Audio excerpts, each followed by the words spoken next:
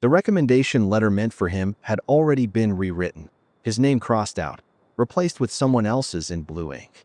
The printer was still warm when he picked it up, her signature already at the bottom, the praise copied word for word from what she'd told him. It wasn't a draft. It wasn't a mistake. Someone else was about to get into college using his work. He didn't move, just stared at it, like maybe it was some mix-up. Maybe she printed the wrong draft. But then he saw the line. He represents our school's highest values. She'd said that phrase before, in class, to him, word for word. Something inside him went still. Not angry, just still. He folded the paper once, then again, like if he made it smaller it would hurt less. The smell of toner hung in the air. He slid the copy back under the stack where he found it. But that one blue line, his name, it kept flashing in his head like a glitch that wouldn't clear. Outside, kids were laughing near the lockers. Someone called out about college results. He walked past them, slow, keeping his face straight. No one noticed. They never did. By the time he reached the parking lot, the sun was already dropping behind the bleachers. He stood there with his backpack, not ready to go home. His mom would ask about applications, about that letter, and he'd have to say it wasn't done yet. He hated lying, but it was easier than explaining this. A car door slammed somewhere. The sound echoed, sharp, final. He looked down at his hands. They were still trembling from holding the page. He'd done everything right. Grades, essays, volunteer hours, every box checked, and still crossed out, replaced. The wind picked up, pushing a flyer across the pavement. Cornell prep session, Thursday. He watched it tumble away, hitting the fence, catching there like it didn't know what else to do. Neither did he. But he knew one thing. He'd remember that blue ink. He rubbed the smudge off his thumb. It didn't come off.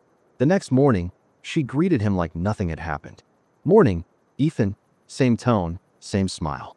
He nodded, quiet, sliding into his seat. The room smelled like coffee and dry markers. Her hair was pinned perfectly, as always. No one could tell that a single sheet of paper had cracked something open between them. When she handed out essays, she paused at his desk. "Strong work," she said, that teacher voice everyone respected.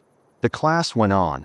Shakespeare, metaphors, irony, and all he could think about was her irony. At lunch, Logan, the name written over his, was talking with her by the vending machines. She laughed at something he said, the sound just sharp enough to make Ethan look away. He tried to focus on his sandwich, but his stomach didn't want it. The noise of the cafeteria felt louder than usual. Plastic trays, sneakers on tile, the rhythm of small lives moving forward while his stayed stuck. For a while, he almost believed it was over. Like maybe it would all fade if he stayed quiet. That night, he couldn't sleep. He opened his laptop.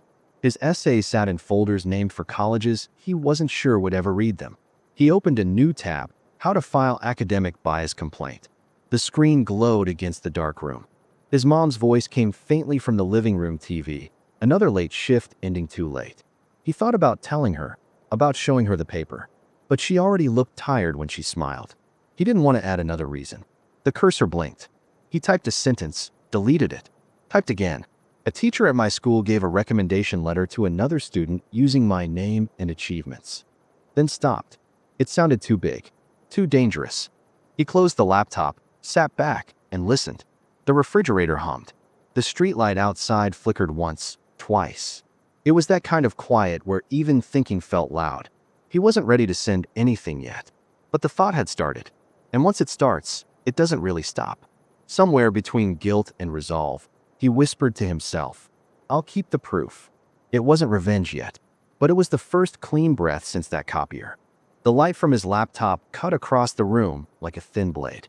It was past midnight. His mother's car wasn't in the driveway yet. The only sound was the slow whir of the ceiling fan, clicking every few seconds, steady, mechanical, like it was timing his hesitation. On the screen, the letter glowed. He'd scanned the copy from the copier that afternoon before returning it to her desk. Now it sat in a folder named College Docs, disguised between essays and drafts. He stared at the name, Logan Pierce, typed neatly where his had been. Every time he saw it, the small tremor in his hands came back. He opened another tab, the school's email system. He'd already drafted messages he never sent. One to the principal, one to the counselor, one to himself. All said the same thing in different ways. Something's wrong. but no one's supposed to notice. Then he noticed a file name he hadn't seen before, recommendation_Logan. Doc's autosave. It wasn't even locked. His chest tightened. He clicked it open. There it was, her original file. Metadata showed the first draft was named recommendation_Ethan. That was the proof. Quiet, simple, undeniable. He didn't breathe for a few seconds. Then he saved screenshots, dates, timestamps. He put them into a new folder, proof. The name felt heavy, like it belonged to someone braver than him. When his mom came home, he heard her keys drop on the counter, the soft sigh before the fridge door opened. He stayed still. If she asked, he'd have to lie. And he hated that more than what the teacher did. The ceiling fan clicked again. He looked at the screen, the cursor blinking on a blank email. His pulse synced with the sound. He typed, to School Board, CC, Guidance Department. Subject, formal complaint, recommendation letter misconduct. He stared at the screen long enough for his reflection to blur. One quiet inhale, one exhale. He hit send. The fan clicked again, steady, final, like a clock finishing its round. By Monday, the hallways felt different. Not louder, just sharper. Conversation stopped when he passed. Teachers watched him longer than usual, like they knew but weren't allowed to say it. He saw her in the teacher's lounge through the glass door. She looked calm, too calm, sitting with her coffee, the newspaper folded beside her. The same smile she used for parent meetings, now a mask. By Wednesday, whispers had names attached. Someone said a parent on the board had called the superintendent. Someone else said the paper was asking questions. He didn't believe any of it until he walked into homeroom and saw a copy of the County Herald on the desk. Headline, Teacher's Recommendation Bias Sparks Review at Lincoln High. Her picture was right under it. The room went silent. Even Logan stopped pretending not to notice. She kept teaching, her voice a little tighter, her posture straighter, like she could hold the walls up by willpower alone. When class ended, she called his name.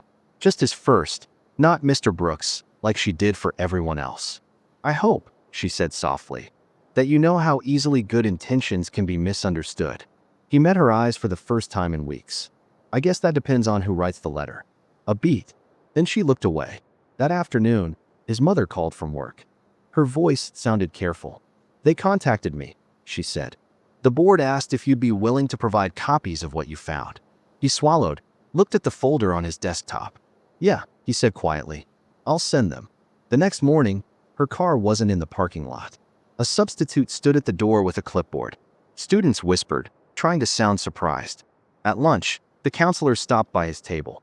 You should check your email, she said. The subject line read, New Recommendation Letter, Lincoln High Administration. He opened it. The first line, Ethan Brooks has demonstrated integrity and leadership beyond expectation. No blue ink. No edits. Just truth, printed clean. He closed the laptop and sat still for a long time. The noise of the cafeteria came back slowly, as if the world had unpaused. The envelope came a week later. Thick, official, heavier than it looked. His mom placed it on the kitchen table before work, next to a mug with fading blue letters. World's Best Nurse. She didn't say anything, just smiled the kind of smile that hides nerves. He sat there for a while, the morning light cutting across the table in thin stripes. The house was quiet except for the ticking clock and the faint hum of the fridge. The same sounds as always, but today, they felt like background to something that finally mattered. He picked up the envelope. His name printed clean, no crossings out, no handwriting, no mistakes. He ran his thumb along the seal once, then tore it open carefully, like it might disappear if he rushed it. Inside, the Cornell crest in deep red. The letter began the same way all good news does, politely, formally, and then that one word that didn't need explanation, congratulations. He exhaled through a half-laugh he hadn't planned. Not joy exactly, more like release, the kind that leaves you lighter, but older. On the counter beside him lay another paper, the copy of the old letter. Her handwriting still visible, that single blue name over his. He stared at it for a moment, then flipped it over and pressed it flat against the table. Blank side up. The refrigerator kicked on again, steady and calm. He folded the Cornell letter once and slid it into the box with his other documents. Essays, certificates, all the small things he'd built piece by piece. Outside, a school bus groaned down the street. Kids yelling. the sound fading into the distance. He watched it through the window, the morning air just starting to warm. He didn't text anyone, didn't post, didn't need to. The proof was simple. He hadn't won out of pity or luck. He'd just refused to stay erased. He turned off the kitchen light, the hum quieting as he stepped toward the door. One last glance at the table, the white page on top, the old letter hidden underneath. He pulled the door closed behind him. And for once, nothing needed fixing.